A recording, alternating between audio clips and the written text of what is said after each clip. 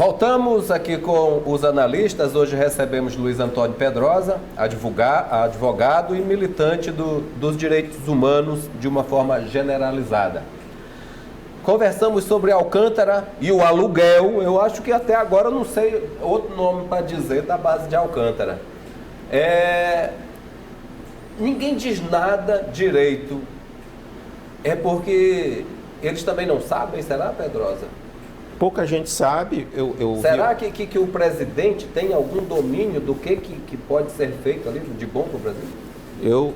Se sabe, abriu mão de refletir, de debater internamente com o governo a respeito disso. Eu vi numa entrevista do Marcos Pontes, que é o ministro de Ciência da Ciência. O astronautinha. Ele lá numa audiência pública, acho que foi no Senado, foi na Câmara, e ele dizendo, não, nós ainda vamos falar com os quilombolas. Os quilombolas estão aqui, suas organizações, desde o início da década de 80, esperando o governo vir falar com eles. Agora, tem lógica o governo primeiro celebrar um acordo de salvaguardas tecnológicas que, na sua essência, pressupõe ampliação dos domínios da base, porque eles não têm hoje 8 mil hectares, e eles querem ampliar para pelo menos 12 mil hectares. E o acordo de salvaguardas tecnológicas confirma isso, porque se você vai alugar para os Estados Unidos da América, os Estados Unidos da América não vão poder lançar satélite lá onde está a estrutura brasileira.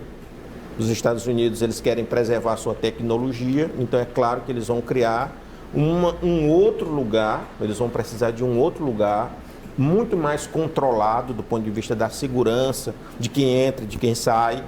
Tanto é que tem uma cláusula específica no acordo a respeito disso, não é? Evidentemente que vai haver expansão, e a expansão possível, não é? Mais provável atualmente é aquela que avança para o litoral, que já vinha sendo pretendida pelo Ministério da Defesa, né, há alguns anos atrás, como sendo uma expansão necessária para que a base de lançamento de foguetes de Alcântara fosse viável do ponto de vista de mercado. Então nós temos ali as principais comunidades tradicionais de Alcântara, as comunidades pesqueiras, as comunidades descendentes de indígenas e de quilombolas que estão ali naquela faixa, e que estão ameaçadas, né, pela simples assinatura do Acordo de Salvaguardas Tecnológicas. Se o Congresso Nacional não estiver atento para essas questões, o Congresso Nacional, ao homologar um acordo como esse, ele vai estar, na verdade, decretando a saída de um conjunto muito maior de pessoas e vai estar decretando também a pena de morte dessas comunidades, porque comunidades sem território, não é, ela se dilui. Vamos dizer assim, boa parte dos que foram deslocados na década de 80, eles estão aqui na Camboa, seus descendentes, não é? Envelheceram aqui na Camboa, porque eles iam para onde? A periferia de Alcântara já está inchada, né? Com tanto aperto, porque ali, se você for olhar nos dados do IBGE, você vai ver que é mais de 70%, não é, a população rural de Alcântara. Alcântara urbana é pequenininha. São aquelas ruínas ali e mais algumas ruas. E o patrimônio histórico, onde é que fica nisso? Porque Alcântara tem muita coisa tombada. Tem muita coisa. E essas coisas supersônicas, eu já li que pode provocar danos graves ao... Você acredita, Geraldo, que até hoje o Centro de Lançamento de Alcântara não tem relatório de impacto ambiental? Eu acredito. Não tem. Eles tentaram, na década de 90, aprovar esse relatório de impacto ambiental e o Ministério Público impugnou, porque ele era omisso, certo? Depois de 1988, 10 anos, eles tentaram aprovar um relatório de impacto ambiental que era omisso quanto à questão do impacto do centro de lançamento sobre as comunidades locais. Não tinha uma linha a respeito disso. Eles falavam do macaco, do peixe, né? Da árvore, do camarão, certo? Do marisco, da palmeira, babaçu. As pessoas E aí o Ministério Público Federal chegou e disse, sim, mas e os quilombolas? E a questão antrópica, os homens, os seres humanos que estão lá. Não tem uma linha a respeito disso. E esse relatório de impacto ambiental foi impugnado. Na época que a Infraero, que é a Agência Espacial Brasileira, fez um convênio e transferiu a responsabilidade pela administração do centro para a Infraero, que depois foi embora. Quando viu o abacaxi, né, ela foi embora, depois entrou a ACS, que é aquela Agência Binacional Brasil-Ucraniana. E, de fato, não há nenhum estudo de impacto sobre a cidade de Alcântara, o patrimônio histórico de Alcântara, a questão da identidade étnica de Alcântara, que está seriamente comprometida. A base fica com 50% do território do município. Pra você ter uma ideia. Ficam poucas as comunidades de fora. A maior parte, a esmagadora maioria, são 152 povoados dentro do território da Base Espacial de Alcântara. Que podem ser limados mais esses. Na época da ditadura militar, eles tinham aquilo ali como vazio populacional. A ditadura militar, ela tinha um vírus, uma doença, que para ela poder implantar qualquer grande projeto, ela pressupunha que ali naquele espaço geográfico havia um vazio populacional. Ora, se eles tratavam os índios assim, desde os anos 1500 até... Invisíveis, não existem. O Brasil foi descoberto, né? Natanael que gosta de tocar nesse assunto. Você pode olhar que o Parque... Os quilombolas devem ser tratados da mesma forma. O Parque Nacional dos Lençóis foi criado... Eles criaram ali uma unidade de conservação em que, juridicamente, seria impossível a permanência de seres humanos lá dentro. É o tipo de unidade de conservação que os militares criaram ali. Até hoje tem conflito com as comunidades, porque aquilo ali, o Parque Nacional dos Lençóis, é todo ocupado por comunidades. Na época, os militares diziam que ali não tinha ninguém. Mas Alcântara foi do mesmo jeito. Esse é um dos grandes equívocos das criações desses parques, Pedrosas, com essas políticas assim ou assado, que vai bater na criação das agrovilas, que quando você tira as comunidades tradicionais do seu ambiente, que normalmente é um ambiente grande, de muitos milhares de hectares, eles estão lá há 150 anos. Se você for olhar com essas coisas bonitas que eles têm de satélite, que mostra vermelho onde está desmatado e tal, se eles passassem um negócio daquele por cima desses lugares aonde essas pessoas habitam há 150 anos, não se vê sinal de devastação, porque a agricultura tradicional, ela é autossustentável. Sim. Mas quando você cria uma agrovila e faz aquelas casinhas uma do lado da outra, você diz, não, eu estou te dando um quintal aqui de 1 hectare para você plantar. Lógico que não vai prestar, porque a agricultura deles é autossustentável. Sim. Eles usam um pedacinho bem aqui, que até ele voltar para cá, esse pedaço já se recuperou. Isso é lógico que o senhor e a senhora não sabem isso. Eu sou acostumado lá no Baixo Parnaíba e sei isso. Mas ninguém respeita a tradição. E nem quer dialogar com quem tem esse conhecimento, quem pode produzir esse conhecimento. A Universidade Federal do Maranhão produziu já esse conhecimento.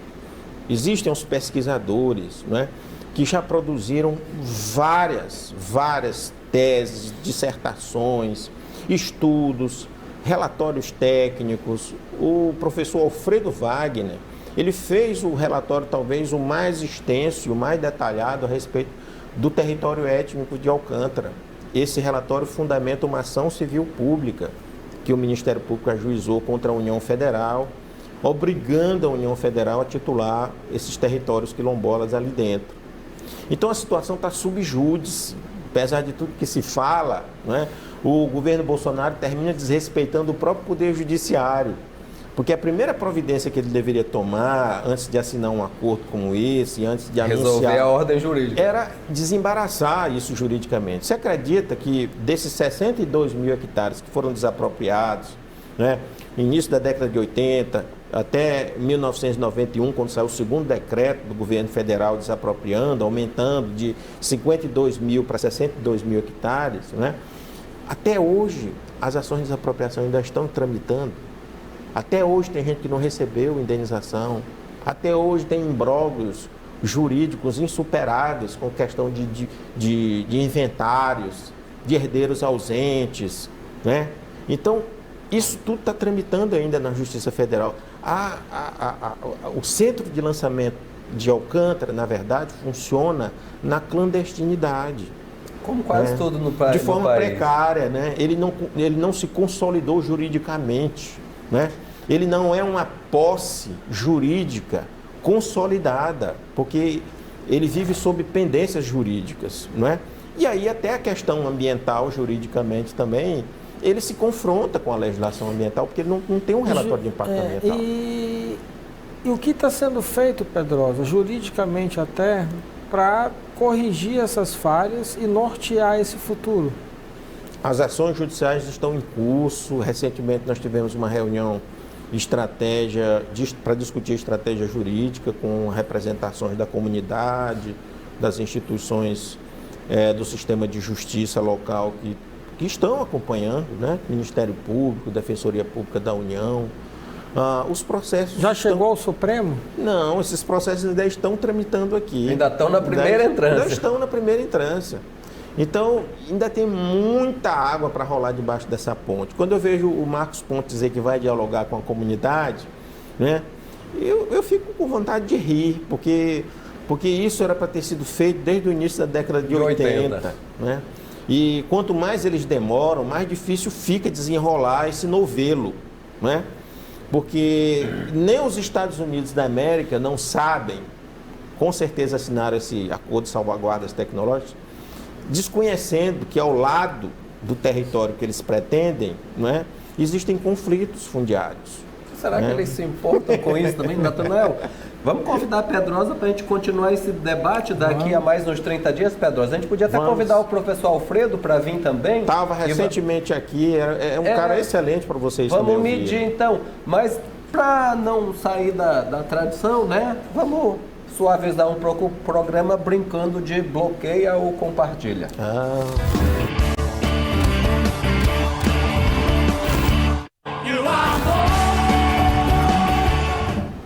Então vamos? O objetivo rapidinho, Pedrosa, só para não tomar muito teu tempo, vamos ver o primeiro. Tá, o ministro, esse aí, meu amigo, minha amiga, que é o ministro das Relações Exteriores do Brasil, seu Ernesto Araújo. Esse aí está bloqueado por natureza. Bloqueado pela natureza. O senhor ainda vai ouvir falar muito dele. Segundo nome, nosso secretário de Direitos Humanos, Chico Gonçalves. Isso aí está sempre desbloqueado. Né? É um cara que tem uma trajetória importante. Todos nós respeitamos ele. Tem meus imensos respeitos, né? De Natanael também, Chico e toda a família, né, Natanael? Foi meu professor na UF, uma grande figura, grande lutador. Sim. Tem a irmã dele, jornalista, nossa colega. Tem. Isso aí. Terceiro nome. Aí o deputado federal Márcio Gerri, bloqueia ou compartilha? Não, desbloqueado, tem feito uma atuação interessante na Câmara. Vou chamar ele para a luta lá em Alcântara, né? Já está articulando e tem enfrentado aquela batalha de mobilizar os deputados contra a reforma da Previdência do Bolsonaro, principalmente a reforma que ataca os rurais.